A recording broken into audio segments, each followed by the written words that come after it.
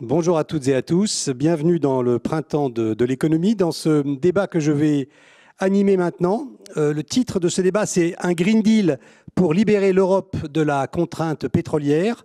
Dans un instant, je vais vous présenter nos invités, mais je voudrais d'abord vous signaler les méthodes pour participer, pour que vous puissiez participer au mieux à ce débat.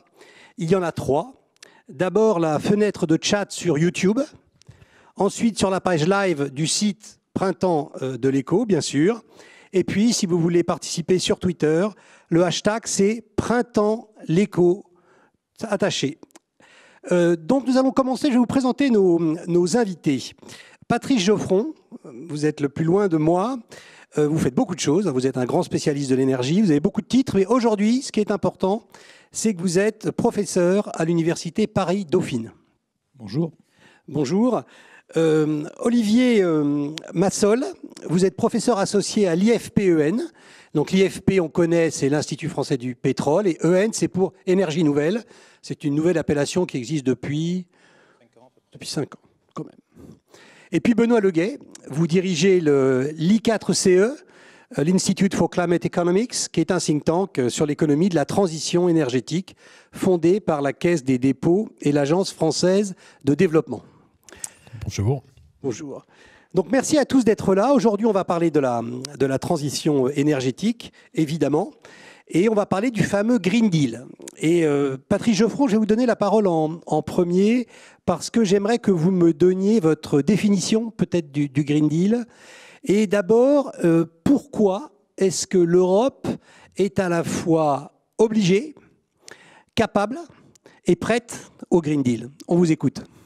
J'ai 1h15. En tout cas, la question est pertinente. Il faut savoir pour nos spectateurs que ces échanges avaient été programmés avant le Covid. On est au milieu de cette crise et donc c'est intéressant de se demander finalement le sens que peut prendre pour l'Europe le Green Deal dans cette période qui est assez particulière et dans laquelle on pourrait avoir d'autres types de préoccupations que l'environnement.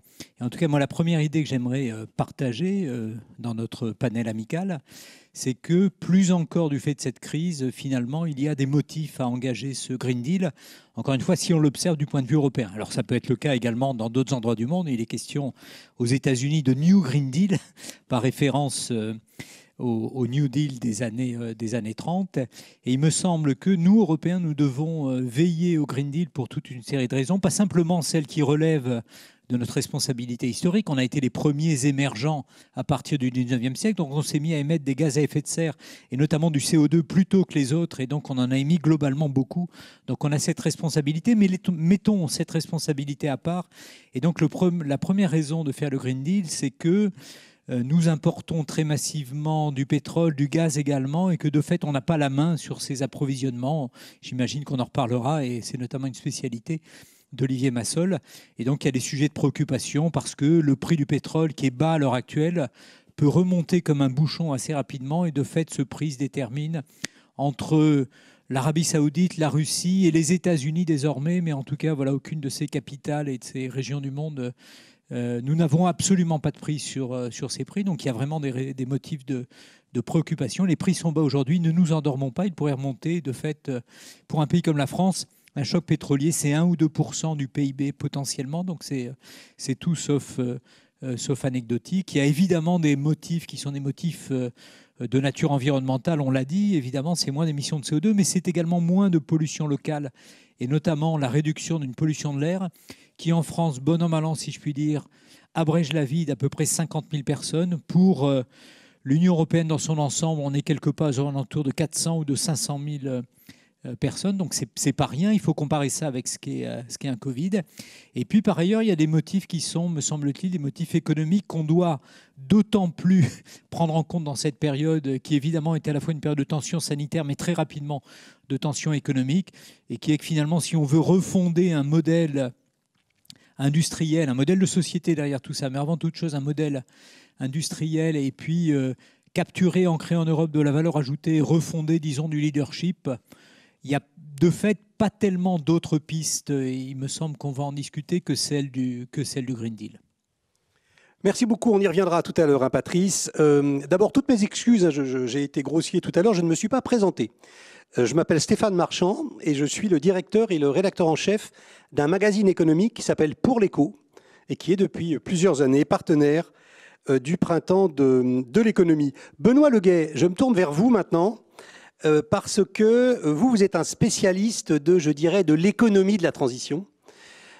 Et comme on est en phase de relance en ce moment, une relance absolument gigantesque, hein, n'oublions pas qu'il y a encore 1 ou 2 ans, on disait c'est fini, la social-démocratie est terminée parce qu'il n'y a plus d'argent public, etc. Bon, on voit qu'il y a de l'argent public, il y a beaucoup d'argent public, il y a des taux qui sont à 0, etc. Et donc on a d'énormes sommes pour faire une relance. Une relance, évidemment, à cause des dommages économiques du Covid. Alors dites-nous, dans quelle mesure est-ce que la relance qui se profile et qui a déjà commencé épouse le Green Deal ou s'en éloigne? Voilà, votre avis. Alors, en fait, pour répondre à cette question, il faut regarder à plusieurs points dans le temps. Du côté de l'Institut de l'économie pour le climat, on s'est penché sur les plans de relance au niveau du G20, donc les grandes économies mondiales. Et en fait, ce qu'on peut voir... 11 000 milliards, hein, déjà déversés sur les économies, je crois. Ouais, alors là, j'ai plus le chiffre total. Nous, on regarde la partie vraiment transition énergétique, disons ce qui s'intéresse à l'énergie.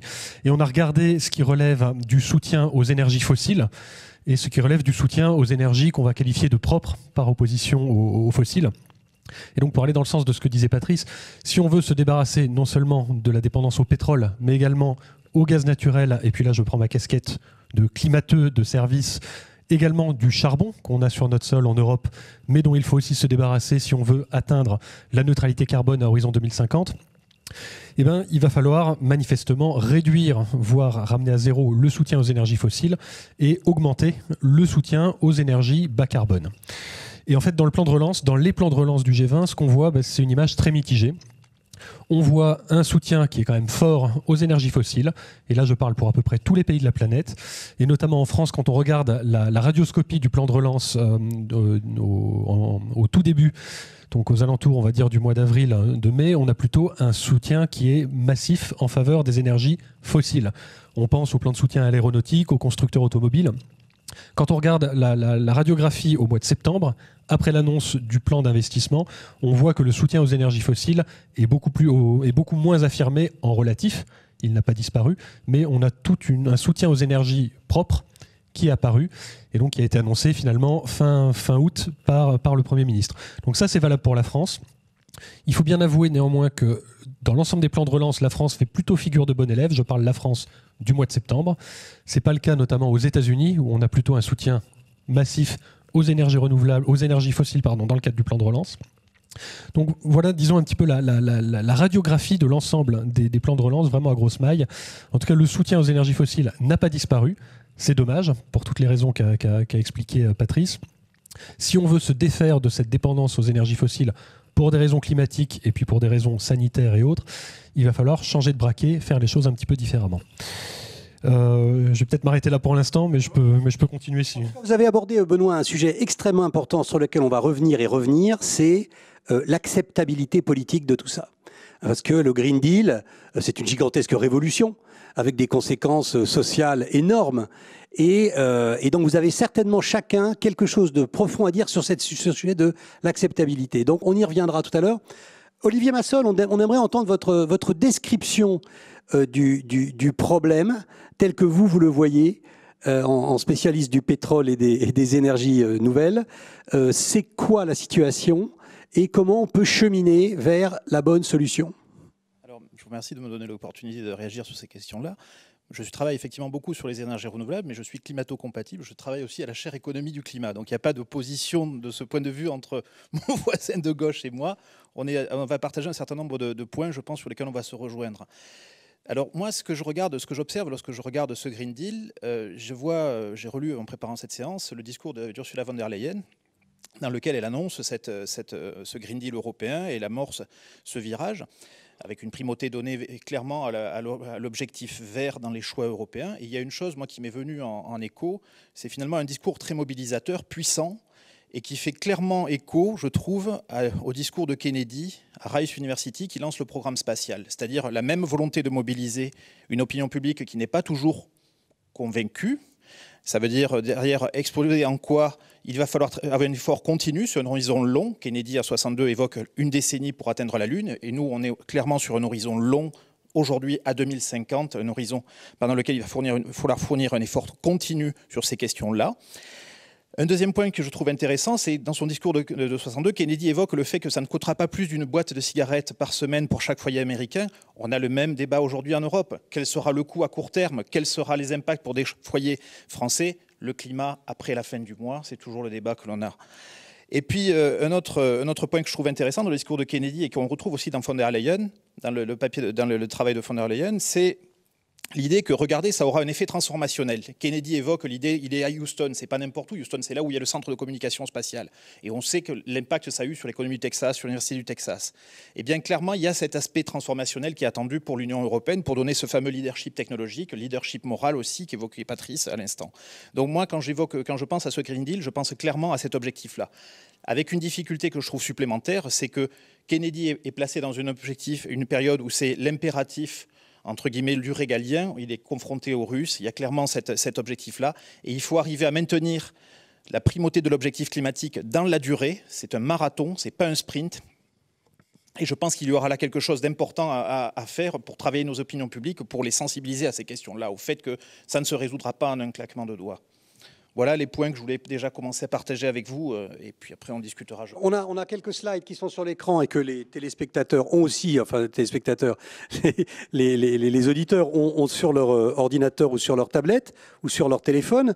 Vous les commenterez tout à l'heure, si je comprends bien. Vous comprendrez, je pense, on les commentera tout à l'heure. D'accord, très bien. Alors moi, donc, je voudrais passer à cette question-là assez vite quand même, sur la question de l'acceptabilité. Vous venez de le rappeler, Olivier Massol, ça va être un chemin long, ça va être un chemin un peu douloureux. On a vu l'accumulation des crises qui sont peu ou prou liées à cette affaire. Les gilets jaunes, la déferlement de violence sur la taxe carbone, toute une série d'autres que j'oublie peut-être, et puis tout récemment, alors là une bonne chose, c'est la réunion de la Convention citoyenne sur le climat. Donc le sujet évidemment est apparemment explosif, pour des raisons que l'on ne maîtrise pas toujours. Il s'agit donc de trouver l'histoire à raconter. C'est quoi Patrice, j'aimerais vous entendre là-dessus d'abord. C'est quoi l'histoire à raconter pour vendre, au bon sens du terme, au public ce Green Deal ? Alors, évidemment, le problème est un problème de récit, et ce récit doit être à la fois un récit qui embarque et un récit à long terme. Alors, si on regarde les choses d'un point de vue européen, évidemment, le récit n'est pas exactement le même selon qu'on est en Pologne, en Espagne, selon qu'on est en France, selon qu'on est en Bretagne, selon qu'on est... Bon. Donc, il y a déjà cette problématique, hein, dès lors que la question qui est posée est une question qui permet d'embarquer, comme le disait Olivier en faisant référence au discours d'Ursula von der Leyen. C'est un peu compliqué d'avoir ce récit qui embarque. La deuxième difficulté, Stéphane, vous faisiez référence à ce qu'on a vécu en France depuis un peu plus de 2 ans, avec successivement le mouvement des Gilets jaunes, le grand débat, puis la Convention citoyenne pour le climat, puis le débat qui est en train de suivre, la Convention citoyenne pour le climat, et qui est une manière de nous éclairer sur les problèmes qui sont des problèmes de répartition liés à cette transition.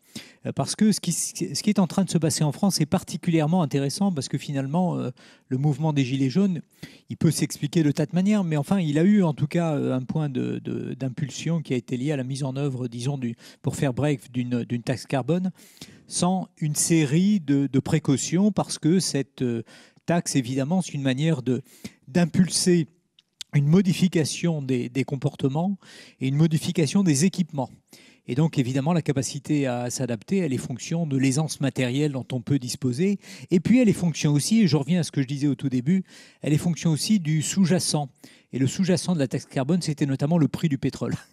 Et comme le prix du pétrole, on ne le maîtrise pas, on ne le maîtrisait pas au début de notre conversation, on ne le maîtrise toujours pas, c'est assez compliqué de poser une taxe sur un machin qu'on ne maîtrise pas et qui s'appelle le baril de pétrole.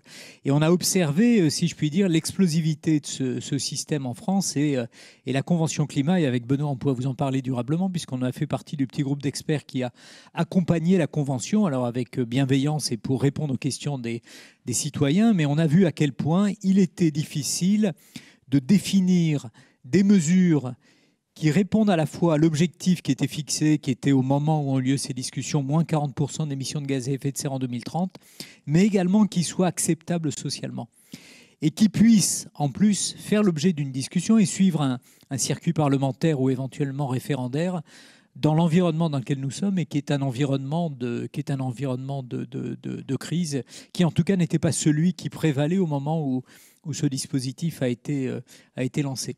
Et donc on a une forme de paradoxe qui est que d'un côté, pour nous Européens, de toute évidence, ce qui est en train de se passer sur le long terme, il n'y a pas de doute que ça va nous faire du bien. À nouveau simplement, et pour marquer les esprits, un ou deux chiffres français, nos imports de pétrole et de gaz, c'est de l'ordre de 2% du PIB par an, et ça peut varier de plus ou moins 1%, donc ça peut être des chocs. Et puis, les effets économiques de la mauvaise qualité de l'air, c'est également à peu près 2, 3, peut-être 4% du PIB.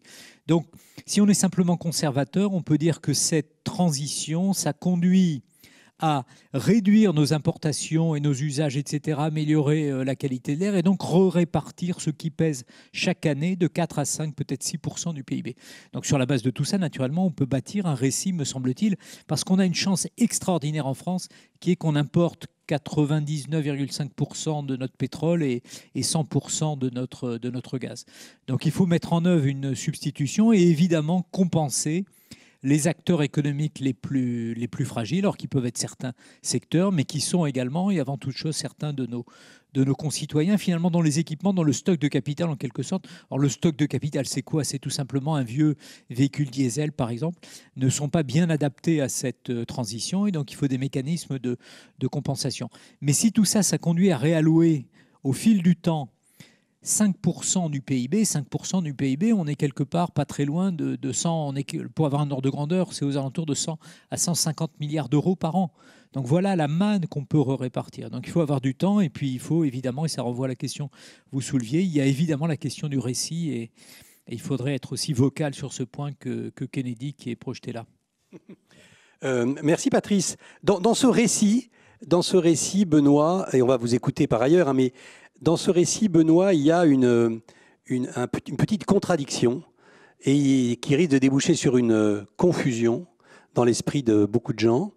C'est que le Green Deal, qui est globalement la transition énergétique, n'est pas forcément si écolo que ça. Et en tout cas, le dialogue entre les tenants de la transition énergétique et les écologistes n'est pas simple. Il y a des arbitrages à faire. Et donc, ça complique encore le récit. Dites-nous ce que vous en pensez. Alors effectivement, je reviendrai après sur le récit, mais déjà pour répondre, disons, à l'essence de votre question. En fait, il y a des actions qui vont dans le bon sens. Enfin, c'est ce que Patrice mentionnait finalement. Il y a des co-bénéfices. Parfois, quand on fait du bien à l'environnement, ça fait en même temps du bien au système sanitaire et ça peut en même temps faire du bien à l'économie. Donc là, c'est super. Il n'y a pas tellement de questions à se poser. 1 euro dépensé égale 3 bénéfices. On ne se pose pas trop de questions. Et puis il y a d'autres actions sur lesquelles on peut avoir un peu plus de doute, ou en tout cas on peut avoir, disons, une efficacité de l'action publique qui est un peu moindre, y compris quand il faut arbitrer entre différents objectifs environnementaux.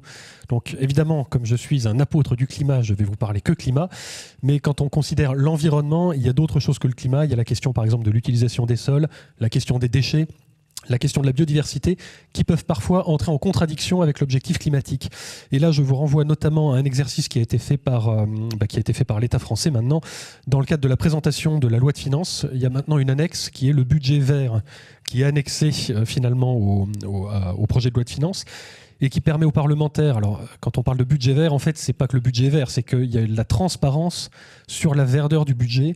Et selon le critère que l'on regarde, typiquement, si on regarde biodiversité, climat, déchets ou utilisation des sols, on va avoir une appréciation un peu différente de la même mesure fiscale ou budgétaire qui peut avoir des impacts différenciés selon les secteurs. Alors là-dedans, ce que j'aurais tendance à dire, évidemment, comme je suis conscient, disons, de l'intérêt de lutter contre le climat et des risques à ne pas le faire, je vais vous dire, ce qui compte avant tout là-dedans, c'est le climat. Mais n'oublions pas la biodiversité, l'usage des sols et autres joyeusetés de ce genre. Si je reviens maintenant sur le récit, ça c'est un truc extrêmement important pour vendre, entre guillemets, la nécessité de la transition, enfin, pour faire du Kennedy, on va dire, avec la transition vers une économie bas carbone et résiliente au changement climatique. Nous, on a été frappés, chez I4C, on a été frappés par une chose, c'est en fait l'absence de narratif au moment de la mise en place de la taxe carbone. On voyait finalement que la taxe carbone avait été collée sur la valeur de l'action pour le climat, donc que ça allait augmenter à peu près mécaniquement dans le temps, que ça allait conduire à des prélèvements croissants sur la population. Et donc forcément, si vous êtes un citoyen lambda, vous posez forcément la question, mais ok, l'État me prélève tant, mais pourquoi faire? Qu'est-ce qu'il fait avec, même sans être dans le ras-le-bol fiscal, etc. On peut se demander, mais finalement, pourquoi la puissance publique me prélève cet argent? À quoi ça sert? C'est quoi le récit? Et ça nous a assez frappé de voir qu'il n'y avait pas tellement de récit en France. Et du coup, quand il n'y a pas de récit, qu'est-ce qui se passe? Les uns et les autres fabriquent leur récit et ça devient le récit officiel, ou en tout cas le récit qui sert à flinguer un projet politique. Donc, je vous fais moi un récit pour alimenter votre réflexion. Finalement, la taxe carbone, c'est les pauvres des campagnes qui n'ont pas le choix, qui payent pour les riches bobos des villes. Voilà, boum.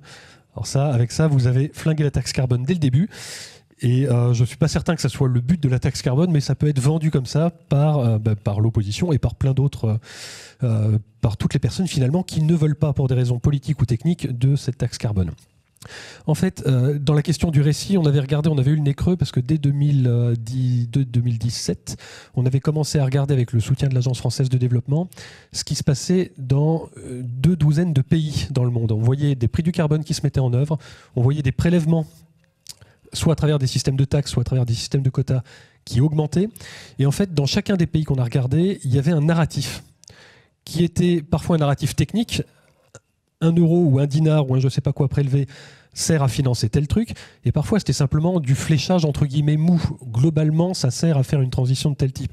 Pour donner quelques exemples un peu différenciés, au Québec, l'argent du carbone, ça allait à des objectifs de transition énergétique. Donc ça finançait des projets d'énergie renouvelable, etc.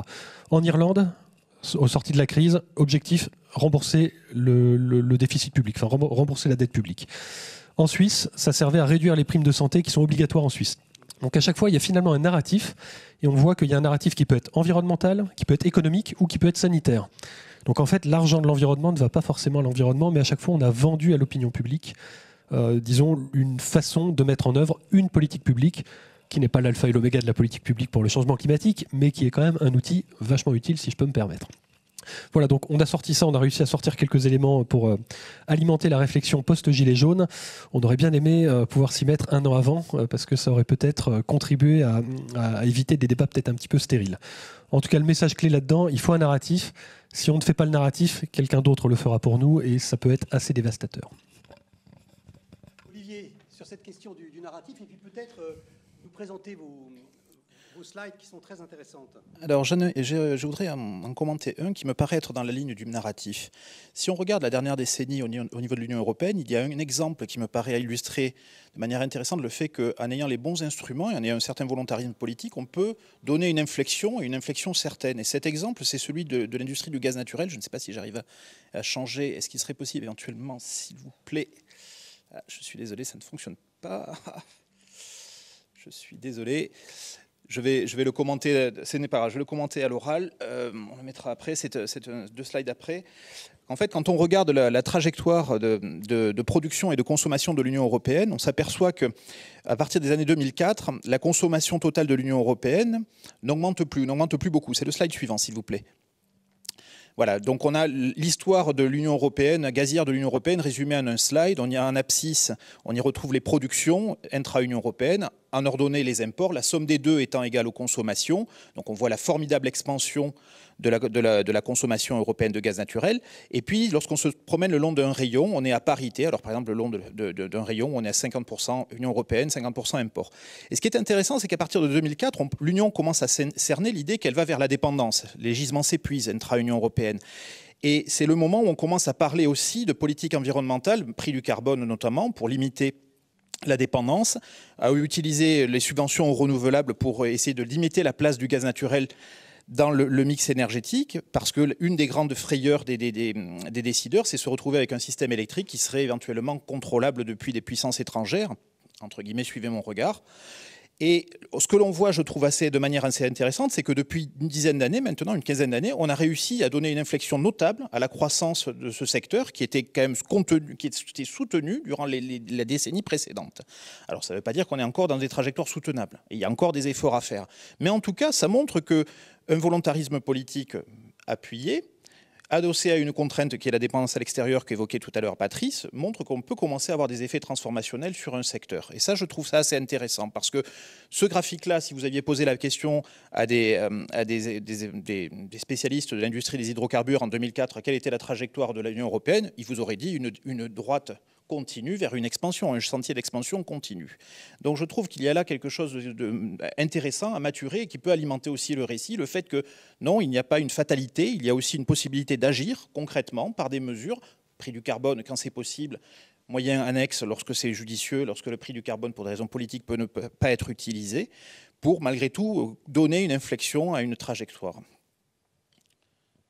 Très bien. Très bien. Ce que vous êtes en train de nous expliquer avec votre slide, c'est qu'il y avait déjà une sorte de Green Deal à l'œuvre avant le Green Deal. Je n'irai pas sur le Green Deal, mais en tout cas, les objectifs, le triple 20 européen, qui a été le premier, l'ancêtre quelque part de notre Green Deal aujourd'hui, qui consistait déjà à donner une première impulsion sur l'efficacité énergétique, sur les objectifs d'incorporation des renouvelables, a clairement donné une impulsion à ces filières renouvelables, solaires, photovoltaïques et éoliens en particulier dans la génération électrique, et a fortement réduit la place du gaz naturel dans la génération électrique. Elle ne l'a pas éradiqué, soyons clairs, mais par rapport aux tendances qui étaient à l'œuvre au moment où ont été prises ces mesures, il est indéniable qu'il y a eu un effet. Et ça, je pense que c'est quelque chose qu'on devrait aussi mettre sur la place pour redonner, entre guillemets, renvoyer aux citoyens le fait qu'il y a des décisions politiques qui peuvent avoir une prise sur les choses, et notamment sur ces questions climatiques. Il n'y a pas de fatalité. Très bien. Merci Olivier. Ceux qui nous regardent et nous écoutent commencent à poser les questions, mais j'ai une petite question quand même à poser à Patrice avant de donner la parole au public. C'est le rapport à la puissance européenne.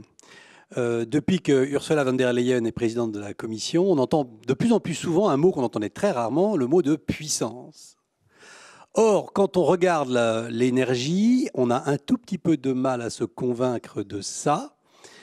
Pas de pétrole, pas de gaz, pas de capacité crédible de production de technologies vertes, dans la mesure où les Chinois semblent vraiment noyauter tout ça avec une grande efficacité. Qu'est-ce qui nous reste, Patrice ? De quoi être fier ? Une fois de plus, on rejoint le récit. On organise la débandade ou on planifie la reconquête ? Et comment ? Sur quelle base ? Alors, évidemment, la question derrière tout ça, c'est Green Deal, mais c'est quoi le deal et on revient, quelle que soit la manière de soulever la question, à la question du récit, soit à hauteur d'homme, en tout cas à hauteur d'humain, soit collectivement et dans la manière dont en particulier des politiques peuvent réciter ce récit. Il me semble, et à nouveau tout ça est fondé notamment sur des choses qu'on a pu observer tout récemment, qu'il y a quand même matière à bâtir non seulement un récit qui soit audible pour nos concitoyens, mais qui permettent de structurer une vision en termes, sinon de puissance, en tout cas de gain de souveraineté. Le récit à hauteur d'homme ou à hauteur d'humain, on a pu, nous, l'observer dans la Convention citoyenne pour le climat. Le tirage au sort a fait que, au début de ces 9 mois de travaux, on a 150 de nos concitoyens qui vraiment nous représentent au sens où ils représentent toute la mosaïque et la diversité de la France. Et donc au départ, vous avez sur les 150, 30 à 40 verts convaincus, déjà un peu experts, etc. Voilà, si statistiquement ils sont représentatifs, et de fait ils l'étaient, on a pu l'observer. Au terme de ce... Verts, pas au sens politique, mais disons citoyens concernés, voilà, intéressés. Et probablement des sympathisants, en tout cas la nature de leur vote... voilà, sous réserve de cette hypothèse que le tirage au sort était bien fait, on sait que beaucoup de précautions ont été prises. Ce qui est intéressant, c'est qu'au bout de 9 mois de travail en commun, le rapport final est voté à 97%, en tout cas à plus de 95%. Et sur les 150 mesures qui ensuite finissent à l'Élysée, dans le jardin de l'Élysée, c'était magnifique. Vous regardez le vote mesure par mesure, à l'exception d'une ou deux, notamment sur les 110 km/h. Très généralement, les votes sont supérieurs à 90-95%.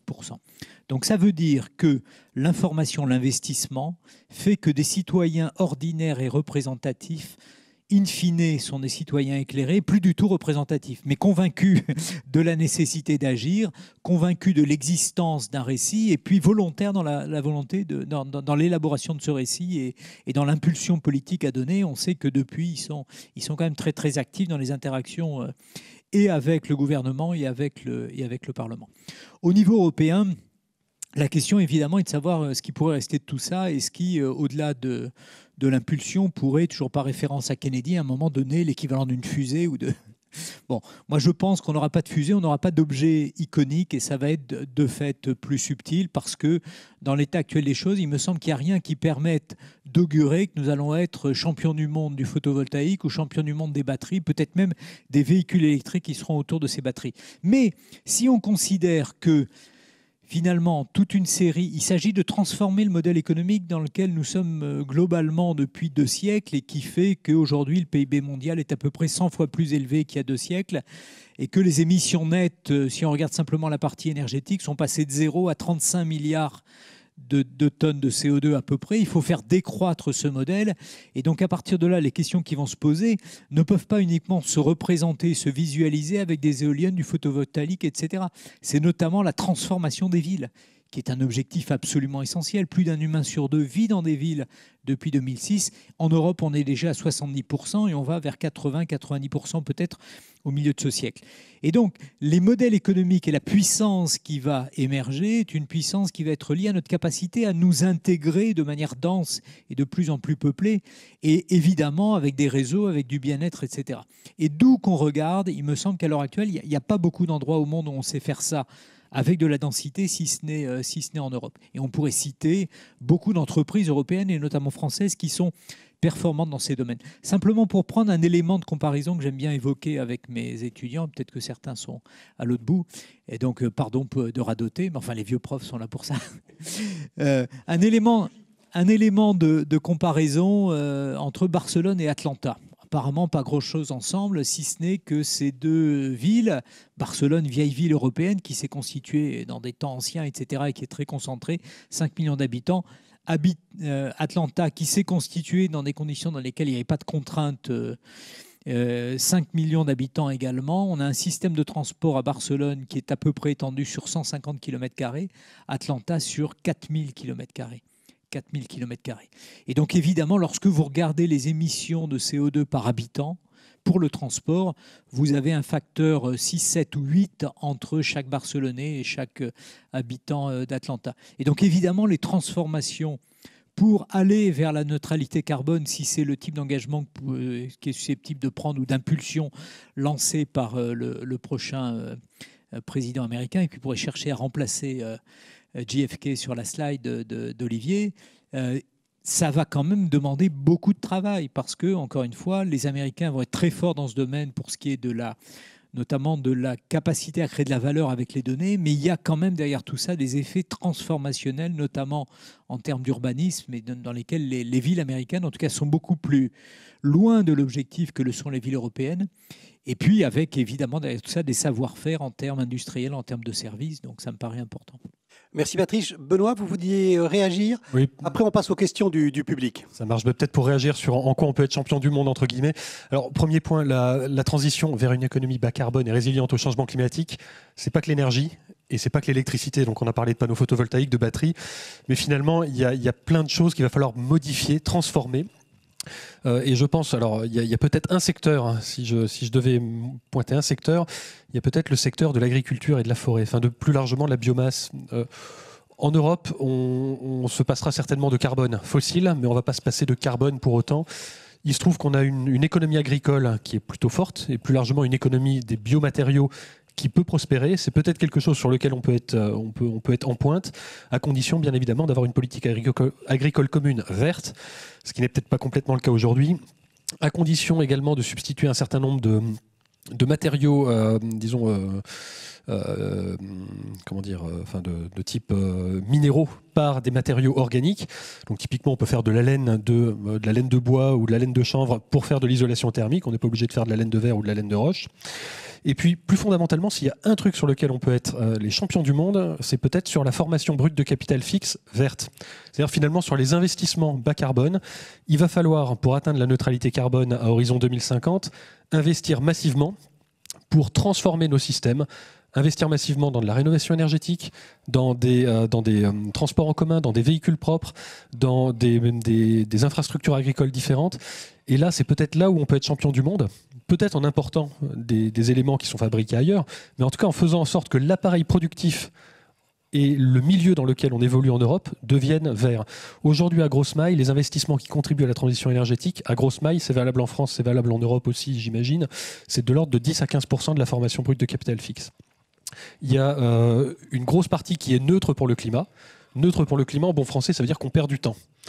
Ça veut dire qu'en fait, on n'avance pas, mais on s'éloigne de l'objectif de neutralité carbone. Et puis, il y a des investissements fossiles. En France, c'est à peu près 15% de la formation brute de capital fixe. C'est ça qu'il faut réduire très rapidement, très très rapidement. Merci Benoît. On va passer aux questions.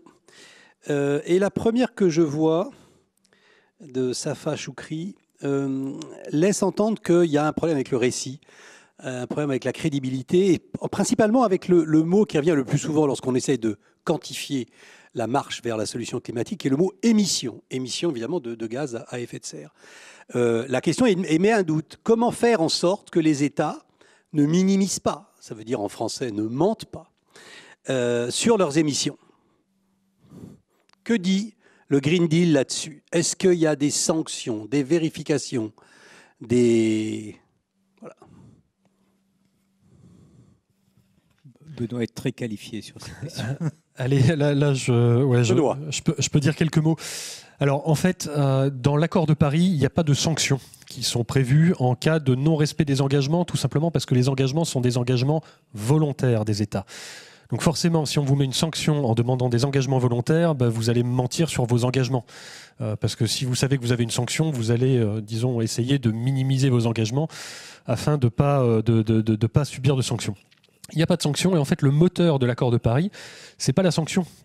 Ce n'est pas la peur du gendarme, c'est l'intérêt bien compris des États pour assurer le bien-être de leur population, leur compétitivité future. Bref, c'est plutôt les co-bénéfices. Ce n'est pas le climat qui est en jeu dans l'accord de Paris, c'est tous les co-bénéfices dont on a parlé par ailleurs, le fait que les gens aient un air pur, des transports en commun, etc., etc. C'est ça qui est le moteur. À la limite, si un État ne respecte pas les engagements qu'il s'est fixés lui-même, tant pis pour lui, quelque part. Tant pis un peu pour le reste de la planète, mais avant tout, tant pis pour lui. En Europe, on a un objectif de neutralité carbone à horizon 2050. En France aussi, on peut se dire, voilà, qu'est-ce qui pourrait pousser l'État français à mentir sur ses émissions de gaz à effet de serre? Vous allez sur le site du Centre interprofessionnel technique d'études des polluants atmosphériques, le CITEPA, et vous voyez l'inventaire français d'émissions de gaz à effet de serre. C'est public, c'est disponible pour tous les citoyens. Le CITEPA. Vous allez dessus, vous voyez, vous pouvez regarder les chiffres, les challenger entre guillemets, en tout cas les données de calcul sont complètement publiques. Ce qui compte là-dedans, encore une fois pour moi, c'est pas tellement les émissions à un instant T, c'est plutôt tous les précurseurs de ces émissions. Les émissions de demain, c'est les investissements d'aujourd'hui. Donc c'est plutôt ça qu'il faut regarder. Combien investit-on aujourd'hui dans des véhicules propres versus des véhicules émetteurs, de la rénovation énergétique versus pas de rénovation énergétique? C'est plutôt ce genre de questions qu'il faut se poser et mettre à disposition des citoyens, disons, de l'information, enfin des citoyens et plus largement des acteurs économiques, de l'information sur ces investissements, sur la verdeur du budget, etc. Ça me semble des choses vraiment importantes. Et on ne parle pas de communication, là on parle vraiment de pilotage de la transition. Merci beaucoup. Une autre question sur le transfert. Quel est le rôle que l'Europe doit jouer dans le transfert, ou joue déjà, dans le transfert des savoirs liés à l'économie verte? Et je paraphrase un peu la question en disant que mon sentiment à moi, c'est que dans l'enseignement supérieur, y compris l'enseignement supérieur de très haut niveau, je pense à l'école des mines, je pense à l'école polytechnique, elles me viennent familièrement, mais il y a plein d'autres cas. Finalement, la part de vert dans tout ça est très faible et très éloignée de la préoccupation qu'exprimait tout à l'heure Patrice en disant, voilà, j'ai participé à la Convention citoyenne et clairement, au bout de 3 mois, tout le monde est convaincu à 99% qu'on a là un problème très grave, une crise très grave. Or, quand on regarde les programmes de l'enseignement supérieur, je trouve ça très, très mollasson. La présence de verre est pas très forte. Voilà. Qu'est-ce que vous en pensez? Est-ce que je me trompe? J'espère d'ailleurs me tromper. Je serais tout à fait prêt à le reconnaître. Alors bon, puisque je suis un enseignant dans une école d'ingénieurs, je vais prendre la question. Alors, qu'il y ait une forme d'inertie dans l'enseignement supérieur, c'est pas nouveau et ça serait pas surprenant. Pour autant, dans l'enseignement supérieur technologique, je trouve que les choses changent. Les choses changent à la fois dans le corps professoral et dans les aspirations du corps professoral, dans les aspirations des élèves, très nettement. Et on voit que finalement, ce qui est l'essence de ces formations, qui est de fournir des outils de sciences appliquées pour adresser des problèmes qui sont des problèmes d'ingénieur, c'est-à-dire régler une question pratique. L'ingénieur, c'est sa mission, c'est d'aller mobiliser des outils scientifiques pour régler des questions pratiques. Eh bien, je vois qu'on a une adaptation, c'est-à-dire une utilisation des savoirs fondamentaux scientifiques pour régler des questions. Je vais donner un exemple très concret. Moi, j'enseigne à l'IFP School, ex-École nationale supérieure et des pétroles et des moteurs. Vous avez des enseignements de génie chimique, évidemment, pour le raffinage du pétrole historiquement, qui sont utilisés aujourd'hui pour travailler sur comment faire des biopolymères en vue de faire des plastiques et des filières plastiques dans lesquelles on puisse avoir du renouvelable. D'abord, primaire, une offre de plastique qui soit biosourcée, et ensuite comment rendre ces plastiques renouvelables et recyclables en essayant de travailler la durabilité. Fondamentalement, quand vous discutez avec mes collègues de génie chimique, je ne suis pas chimiste moi-même, je vois qu'ils vous disent « mais moi j'utilise les mêmes fondamentaux de thermochimie, les mêmes fondamentaux de chimie organique, simplement l'objet d'étude change, mais les fondamentaux scientifiques demeurent ». Et je crois que dans toutes ces écoles, je ne veux pas parler pour l'école polytechnique ou l'école des mines, je pense qu'ils ont leur propre histoire, mais l'école des mines que je connais un peu, on n'y enseigne plus l'extraction du charbon, c'est clair. Le roi Louis XVI a positionné cette école à Paris parce qu'on l'avait convaincu qu'il y avait des ressources charbonnières, mais enfin on n'y enseigne plus du tout l'extraction du charbon. Donc je crois qu'elles évoluent. Et elles évoluent sous cette pression sociétale et les étudiants jouent un rôle important dans ce processus-là. Et je trouve ça très sain d'ailleurs, parce que cette demande très forte, cette aspiration très forte des jeunes générations, eh bien, l'enseignement supérieur se doit d'y répondre. Et je trouve qu'il y a là quelque chose d'intéressant. D'accord. Patrice, vous êtes aussi accusé, donc vous êtes prof. Qu'est-ce que vous en pensez? Écoutez, moi je peux mentionner des choses qu'on fait mieux et des choses qu'on tarde à mieux faire. Il me semble qu'on a une difficulté globalement, si on renvoie finalement à la problématique du récit et de la dynamique historique dans laquelle on se situe. Ce qu'il faut parvenir à penser et parvenir à enseigner, c'est, encore une fois, la rupture avec un modèle de société dans lequel on vit depuis 2 siècles. Donc parmi les difficultés qu'on rencontre, et a fortiori dès lors qu'on a des cheveux blancs, c'est la capacité à s'inscrire dans ce récit et puis à élaborer des programmes d'enseignement en intégrant ce basculement du monde. Et c'est très compliqué. De fait, c'est très compliqué. Mais ce qui est tout à fait positif, alors c'est que d'une part, on a fait des progrès. On a inauguré, par exemple, à Dauphine, il y a 15 jours, un grand cours qui est le cours d'introduction obligatoire. Et tous les Dauphinois, après le bac, qui vont y entrer, passeront par ce cours. Et c'est dans toute la maison le seul cours qui est une obligation, si on peut dire. Enfin, c'est un peu dommage compte tenu de la nature de ce cours. Et donc, ce cours est un cours qui est assez exigeant, etc., qui est nouveau, qui a supposé une mobilisation. Donc ça, on peut dire que ça va dans le bon sens. Mais ce qu'on observe assez rapidement, c'est qu'on se retrouve avec des jeunes gens, de toute façon, qui arrivent très tôt, très vite, avec une compréhension et avec un socle de base autour de ces questions qui est de fait très, très élevé. Si par différence, j'observe le dialogue qu'on peut avoir informellement avec des étudiants aujourd'hui, par différence, il y a 5 ans, sans se souvenir qu'Olivier a été mon étudiant il y a une quinzaine d'années au siècle précédent. Donc, voilà. Mais simplement dans la période contemporaine, moi j'observe que le niveau monte extraordinairement, les exigences montent, et ça c'est tout à fait intéressant. Et je pense que la difficulté telle que je l'aperçois dans une université, où pour discuter aussi beaucoup avec des collègues de l'école des mines, puisqu'on les a cités plusieurs fois, c'est la difficulté à faire monter ce niveau d'exigence finalement dans toutes les filières. Parce que ce qu'on observe à Dauphine, par exemple, on a à peu près 80 masters. Et tous ces masters, que ce soit un master d'énergie dans lequel on a collaboré ensemble avec Benoît et sur les questions de carbone, ou que ce soit un master de pub, de toute façon, les jeunes gens qui vont en être diplômés auront des trajectoires professionnelles. Si le monde bascule et si on se met à créer de la valeur économique en réduisant nos émissions de carbone, ce qu'on ne fait pas depuis 2 siècles, eh bien, le destin et le parcours professionnel de ces jeunes gens sera tout différent. Et donc, moi, ma préoccupation, et pendant quelques semaines encore en tant que président intérimaire de l'université, c'est d'essayer de diffuser ce récit et de considérer qu'il n'y aura pas d'exemption à cette nécessité et de modifier ce qu'on enseigne, parce que finalement, tous les corps de métier, les journalistes également, mais chez Stéphane, que vous êtes déjà convaincu, tous les corps de métier vont être embarqués dans ce changement. Et donc finalement, c'est à la fois la problématique à l'IFPEN, à l'IFP School, c'est évident, à l'école des mines, c'est aussi vraiment dans tous les domaines, même si l'infusion est un peu délicate, également le cas à Dauphine. On fera pas l'économie de ce... Si on est embarqué dans ce basculement, qui est un peu compliqué pour l'heure évidemment, eh bien il faudra qu'on modifie nos pratiques, nos métiers, ce qu'on enseigne, et puis peut-être qu'on écoute un peu plus nos étudiants, qui auront peut-être plus d'expertise que nous assez rapidement. Si Patrice Benoît, vous voulez dire, on a beaucoup de questions là qui tombent. Ouais, pour aller dans le même sens, ce qui est compliqué, alors ce qui est facile à faire entre guillemets, c'est de faire des formations type master ou autre, spécifiques, typiquement énergie, environnement, etc. Ce qui est beaucoup plus compliqué, comme l'a dit Patrice, c'est de mainstreamer, si je peux utiliser ce néologisme, l'environnement, le climat, la durabilité dans les formations. Moi, je travaille plutôt sur les questions économiques et financières. Aujourd'hui, je ne conseillerais pas à quelqu'un qui veut s'assurer dans le monde de la banque, de l'assurance, de la finance, de ne pas savoir qu'il y a des enjeux climat. Tout simplement parce que ça va être un driver. Donc, pour les étudiants du master banque, assurance, finance à Dauphine, ça serait pas mal qu'ils aient au moins un vernis. Quand je dis un vernis, ça peut être une journée, 2 journées. Et tant qu'à faire, si tous les Dauphinois l'ont en début de parcours, c'est très bien. Une petite anecdote, je discutais avec le président d'une école d'ingénieurs prestigieuse en France. Je disais, il y a quand même un sujet autour de la durabilité. Et pour des ingénieurs qui sont censés être des gens très malins, habitués à gérer des choses complexes, la transition vers une économie bas carbone, c'est un truc royal, c'est indémerdable en bon français. Donc, quelque part, pour des ingénieurs top niveau, c'est tentant. Voilà, c'est à côté, l'électronucléaire en France, c'était du pipi de chat. Enfin, il faut vraiment faire... Et il me dit, oui, mais t'inquiète pas, on s'occupe de ça, on travaille sur les énergies renouvelables. Je dis, non, c'est pas le sujet. En fait, c'est pas le sujet. Les énergies renouvelables, c'est un tout petit bout. Plus largement, il y a la transformation de la société dans laquelle on va trouver des technologies, très bien, mais également des sciences beaucoup plus molles que la technologie et sur lesquelles tous les corps de métier, comme le dit Patrice, y compris les ingénieurs, vont devoir être formés.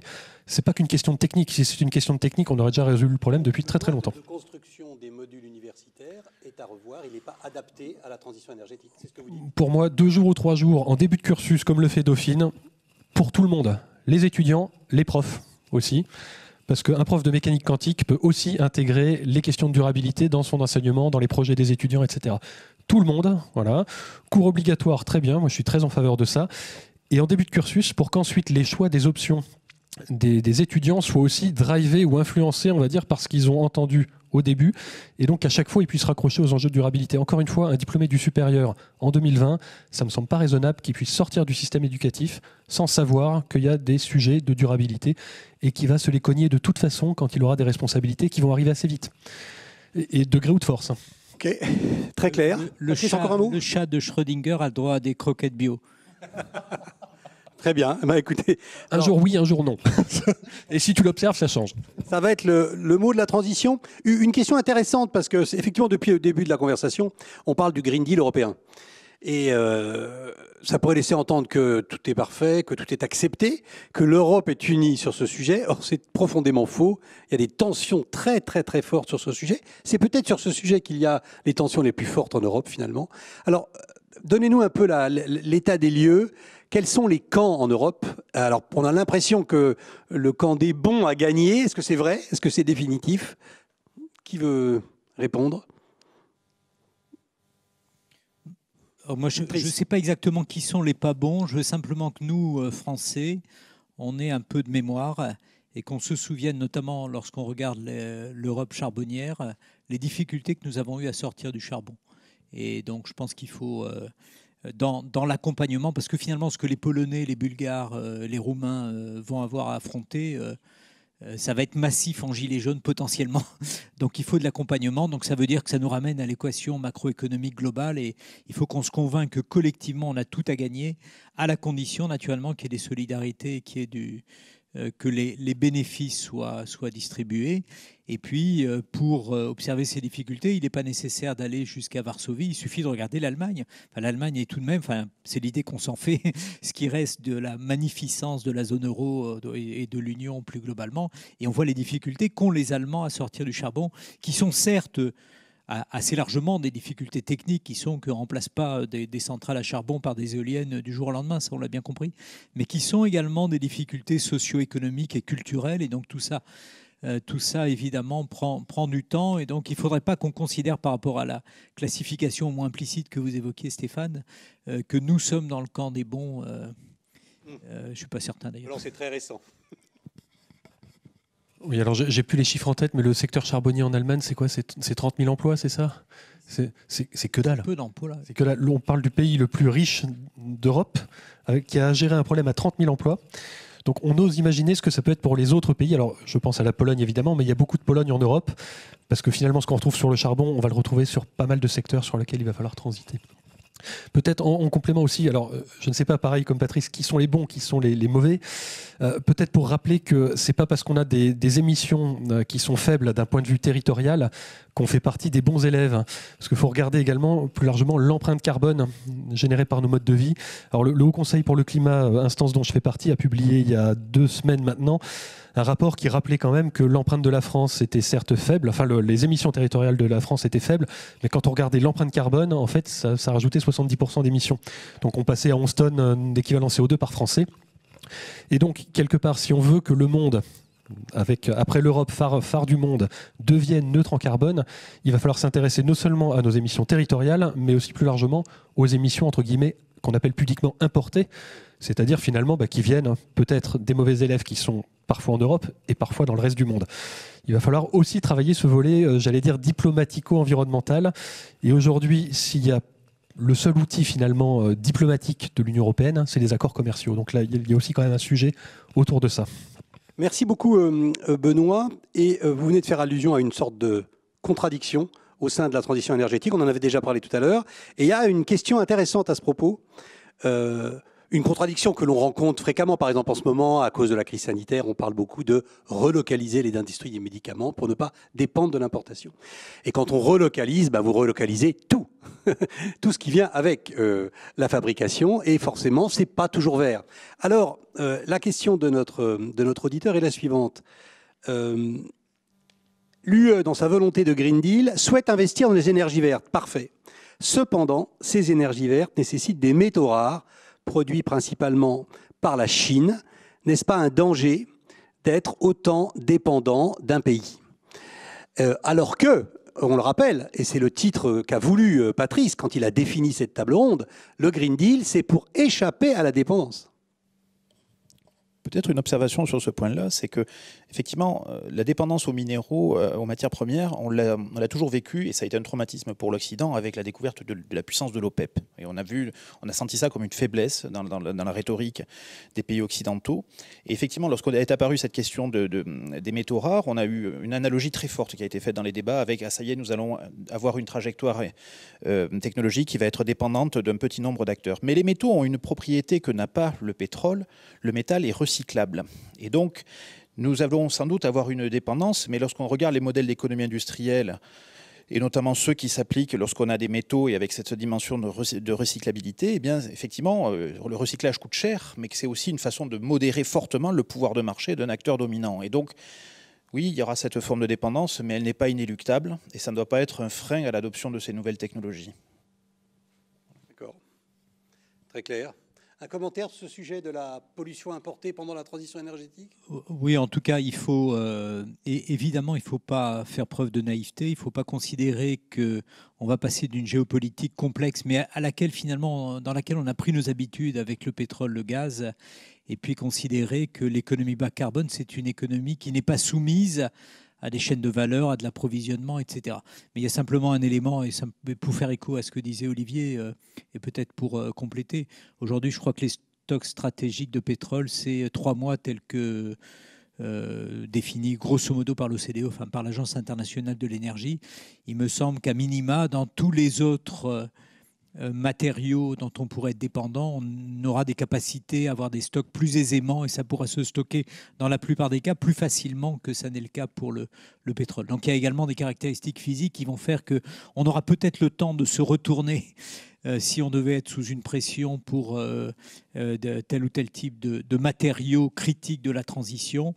Alors qu'avec le pétrole, et c'est un drame potentiel, en tout cas une menace qu'il faut prendre en considération, elle plane quand même depuis le début des années 70, on a ensuite non pas une durée de vie, mais en tout cas une autonomie qui est très réduite en cas de rupture d'approvisionnement. Et ces ruptures d'approvisionnement, elles ne sont pas totalement théoriques. On a vu apparaître dans le détroit d'Ormuz à nouveau des tensions au cours de ces dernières années, qui étaient quand même des tensions un peu lointaines, et à nouveau sous le contrôle d'Olivier, qui a les chiffres plus précis, mais je crois qu'il doit passer à peu près 1/5 du pétrole exporté chaque jour dans le détroit d'Ormuz. Et regardez une carte, le détroit d'Ormuz, c'est très étroit. C'est la définition d'un détroit. Voilà, donc cette menace, elle peut faire passer le prix du pétrole x3, x4, vraiment du jour au lendemain. Il ne me semble pas, alors sous réserve de vérification dans les décennies à venir, qu'on pourrait avoir l'équivalent dans les matériaux critiques de la transition. Alors justement sur ce point, on entend dire parfois que par exemple pour les éoliennes, dans les moteurs des éoliennes, il y a des aimants, et des aimants très particuliers, et que pour constituer ces aimants, il faut des métaux rares, et que ces métaux rares sont quand même, pas dans le détroit d'Ormuz, mais en Chine, et que la Chine peut se transformer en détroit d'Ormuz sur une décision qui leur prend 5 minutes. Donc il y a quand même on a l'impression qu'il y a quand même des petits détroits d'Ormuz sur certaines technologies vertes qui comptent beaucoup pour nous maintenant. Je crois qu'il y a du néodyme. Alors, je suis le moins qualifié de tout ça, donc je me retourne vers vous. Au cœur pour les moteurs d'éoliennes et par dizaines de kilos. Donc, évidemment, tout ça doit conduire à la vigilance. Mais si on parle précisément des terres rares, il faut avoir à l'esprit qu'il y a une espèce de contresens. Ces terres rares ne sont pas rares. Elles sont rares au sens où il faut brasser beaucoup de terre pour en extraire très peu. Rarement économique. Voilà. Mais en tout cas, on n'a pas le même type de concentration que ce qu'on observe pour le pétrole. Donc ça, c'est un élément qui est à prendre en considération. Et le fait qu'il y ait une concentration très forte en Chine de l'extraction d'une partie assez importante de ces métaux ne signifie pas qu'il y a une concentration des réserves qui soit en Chine. Il se trouve que de fait, au fil du temps, et notamment en Europe, y compris un peu aux États-Unis, on a eu du mal finalement à se projeter dans le temps comme un pays minier ou une zone minière, et donc on a éjecté finalement du modèle européen. Il faudra sans doute y revenir, la capacité à extraire ces matériaux. Très bien. Maintenant, une question de l'un de nos auditeurs aborde un point qu'on n'a pas encore abordé ici, c'est les entreprises. Il y a un certain nombre de grandes entreprises multinationales qui font des déclarations fracassantes, sincères ou non, sur leur soutien au Green Deal. Et la question, c'est est-ce que ce n'est pas contradictoire quand on sait que certaines de ces... Pardon. La question porte sur le rôle des entreprises et sur le récit des entreprises et leur soutien affiché au Green Deal, étant entendu que ces mêmes entreprises sont régulièrement critiquées pour leurs actions contre l'environnement. Je lis la question, notamment la pollution de l'eau, et la question fait explicitement référence à Nestlé. Alors, c'est ce qu'on appelle le greenwashing, tout le monde sait ça. Quel est, plus généralement, à vous trois, quel est le rôle pour les entreprises dans tout ça? Elles sont acteurs, elles assistent aux décisions politiques sans trop pouvoir les influencer. Quelle est la réalité de leur puissance, de leur rôle? Je donnerai un exemple qui me paraît intéressant, c'est quand on regarde, je vais prendre volontairement une industrie qui est volontairement pointée du doigt justement sur ces questions-là, c'est celle de l'industrie pétrolière. Et on voit il y a un schisme très intéressant quand on voit les pratiques entre les décisions des managers, notamment installés, dont les firmes sont installées aux États-Unis, et celles des firmes européennes. Je n'ai pas dit que toutes les firmes européennes étaient vertueuses, et loin de là. Mais pour autant, lorsqu'on regarde la prise en compte de ces enjeux sociétaux dans l'action, lorsque vous discutez en off avec des managers de ces différentes entreprises, lorsque vous discutez avec des Américains, la réponse est très simple. Je fais du pétrole, je suis très clair avec ça. Si l'investisseur a envie de se diversifier dans le vert, il le fera à travers d'un choix de portefeuille, mais je resterai un pure player. Le choix des Européens a été différent. On peut les critiquer encore une fois, mais quand on les regarde dans le blanc des yeux, les Eni, les Total ou les Shell, il est indéniable qu'ils essaient de bouger. Alors ils essaient de bouger, c'est lent, c'est insignifiant par rapport à la taille et au volume de ces entreprises, mais on commence à voir un changement de perception et des réflexions sérieuses apparaître, y compris sur des technologies qui sont a priori lointaines, mais qui pourraient jouer un rôle dans l'adaptation. Je pense en particulier aux émissions négatives, aux technologies d'émissions négatives. Donc, il me paraît qu'il peut y avoir des choses intéressantes à voir. J'aurais du mal à mettre tout le monde dans le... Je trouve intéressant, difficile en tout cas, de blâmer directement toutes les multinationales. Qu'elles aient besoin de progresser, c'est clair. Qu'elles aient du pain sur la planche, c'est très clair. Mais à un moment donné, nous sommes face à des enjeux sociétaux et on va avoir besoin d'avancer aussi et de mobiliser ces acteurs-là. Parce qu'ils ont une puissance financière, parce qu'ils ont un impact. Et donc, eux aussi, si on veut les faire bouger, il va falloir aussi activer ces leviers. Mais elles vivent le Green Deal comme une opportunité ou comme une contrainte ou comme un enchaînement des deux qui finalement pourrait se révéler vertueux sur le long terme. Comment est-ce qu'elles vivent ça ? Je pense qu'il y a une grande variation. Vous avez des gens qui sont très heureux de ce Green Deal, alors que même qu'ils ont un impact carbone important. Prenez un exemple, la firme comme Air Liquide, qui fait beaucoup d'hydrogène pour l'instant à base de gaz naturel. Elle voit derrière ce Green Deal une opportunité extraordinaire de monétiser tout un savoir-faire de brevets qu'elle a accumulé au cours du temps sur des technologies d'électrolyse pour produire de l'hydrogène. Donc les choses ne sont pas tranchées. Vous avez aussi, à travers ces acteurs, une opportunité d'aller vers des choses nouvelles. Des acteurs comme Siemens, qui faisaient beaucoup de contrôle-commande sur des centrales thermiques conventionnelles, voient aussi à travers ce Green Deal l'opportunité de monétiser des actions de R&D qu'ils ont faites sur des contrôles fins de technologies de consommation électrique et autres. Donc, les choses sont plus nuancées lorsqu'on les regarde dans le blanc des yeux. Et donc, vous avez des acteurs qui, effectivement, historiquement, étaient plutôt dans le camp des pollueurs, qui voient à travers ce Green Deal l'opportunité de se transformer aussi. D'accord. Sur les entreprises, une autre... Oui, moi ce qui me paraît intéressant, et c'est ce qui était sous-jacent dans ce qu'expliquait Olivier, c'est qu'on voit des choix très différents à l'intérieur d'un même secteur. Et ça s'observe notamment dans le domaine pétrolier, où vraiment il y a une espèce de schisme entre les majors européennes et les américaines, et qui peut se comprendre de différentes manières, et notamment par le fait que le pétrole, c'est quand même en train de devenir un truc très compliqué. C'est-à-dire qu'il faut quand même imaginer que ce secteur d'activité a vécu 2 chocs, avec 2 effondrements en l'espace de 5 ans. Le premier, enfin d'un peu plus de 5 ans, le premier en 2014, qui s'est prolongé pendant plusieurs années, et puis là ce choc à nouveau jusqu'à observer même des prix négatifs pour des raisons un peu compliquées aux États-Unis il y a quelques mois maintenant, au début du confinement. Donc il y a un premier élément qui est un point d'interrogation sur la capacité, grosso modo, à continuer à être rentable en restant totalement centré, comme le font en revanche sans état d'âme à ce stade les Américaines. Et puis, il y a par ailleurs toute une série de risques qui ne sont pas simplement des risques économiques. Le fait que BP ait, parmi les majors européennes, été la première à annoncer il y a quelques mois, avant le début de la crise, un objectif de neutralité carbone, alors dans des conditions qui ne sont pas encore très claires, mais enfin pour 2050, et que Shell, un peu sous cette pression et sous cet effet d'entraînement, a été placé dans l'obligation, et là on était au cœur déjà de la crise sanitaire, de prendre le même type d'engagement. Et puis Total également dans son prolongement. Encore une fois, moi je ne spécule pas sur les conditions dans lesquelles ce sera mis en œuvre ou pas, etc. Je dis qu'il y a une pression intrasectorielle qui est en train de s'exercer, qui n'est que le début d'un grand mouvement, notamment parce que des actionnaires peuvent considérer, ou des financiers peuvent être fondés à considérer ensuite qu'il faut faire la différence entre ce qu'on pourrait appeler les best in class et worst in class, c'est-à-dire ceux qui sont engagés suffisamment tôt et de manière crédible dans un mouvement, et ceux qui l'auront fait le plus tardivement. On l'observe aussi, c'est tout à fait passionnant, dans le monde des technologies de l'information, dans lequel, en l'espace d'une année, on a vu apparaître une espèce de surenchère d'engagement avec les premiers, notamment Amazon, sous la pression des salariés. 10 000 salariés ont envoyé une lettre à Jeff Bezos en disant « Jeff, écoute, on va te quitter si tu ne prends pas des engagements plus volontaristes. » Et l'engagement, à ce moment-là, c'était d'être neutre en carbone en 2050. Donc Jeff a dit « Pas de problème, on va être neutre en 2040. » Et puis, La course à l'échalote, en quelque sorte, s'est engagée avec une concurrence à l'intérieur du secteur à coup d'annonces.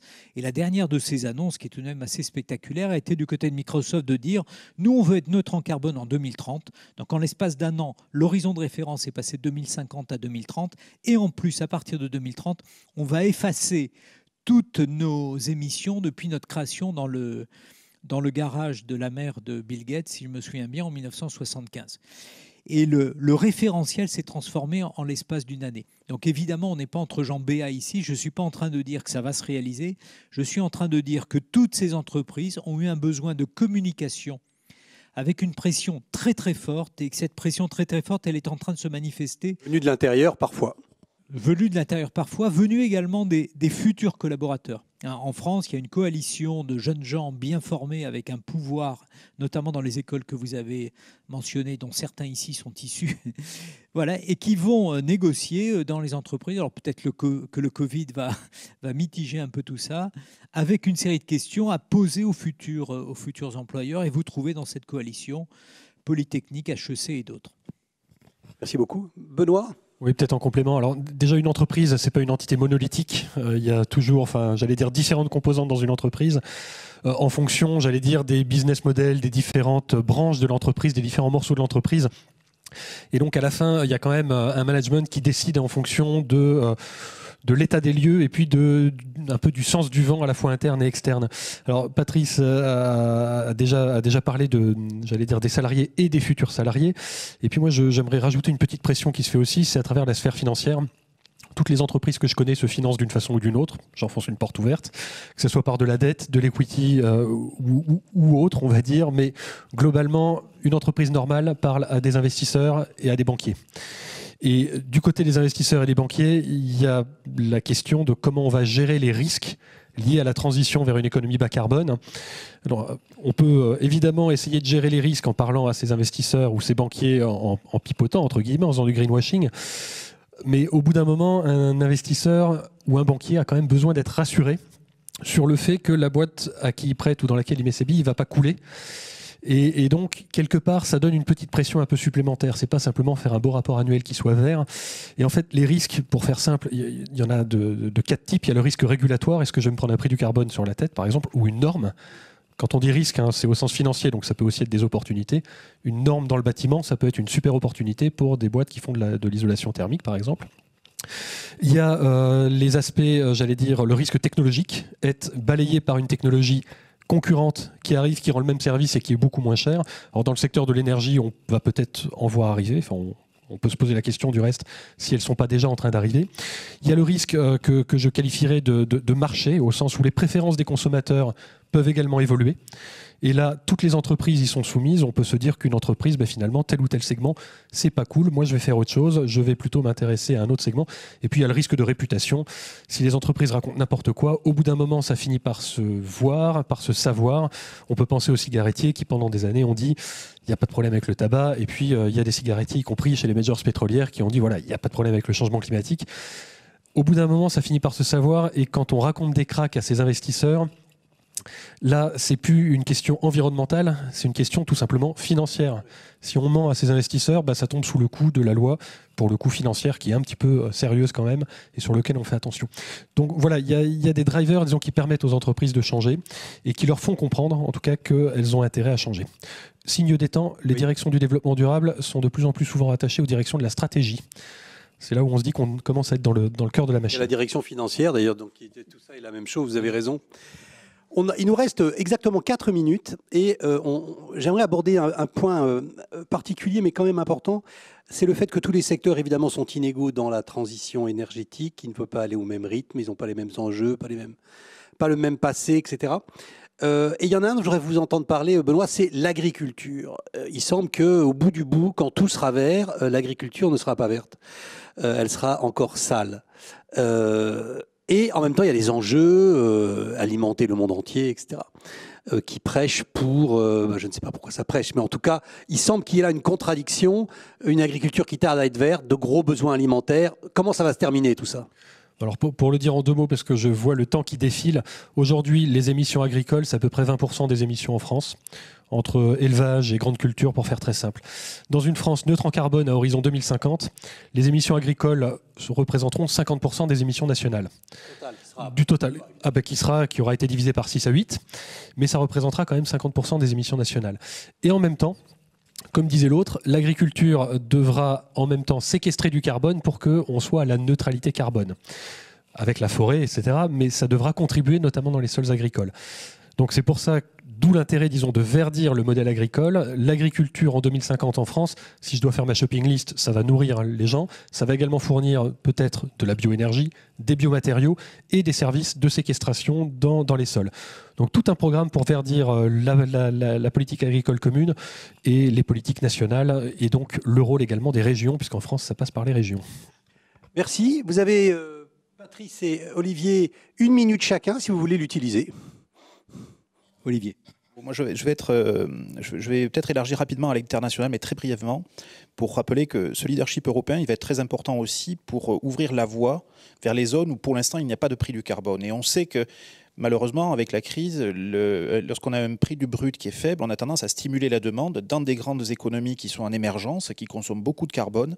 Et donc, un des grands enjeux aussi de ce Green Deal européen, c'est de favoriser le transfert de ces savoir-faire, de ces technologies, de cette gestion du carbone avec des incitants. Alors là où le prix du carbone pourrait être imposé, ce sera nécessaire, mais sinon en tout cas sur des méthodes peut-être ce qu'on appelle le second best en économie, des outils qui ne sont pas des prix du carbone mais qui auront vocation à orienter vers des choix vertueux. Je crois qu'il y a la matière aussi à travailler et à ouvrir un leadership européen. Patrice ?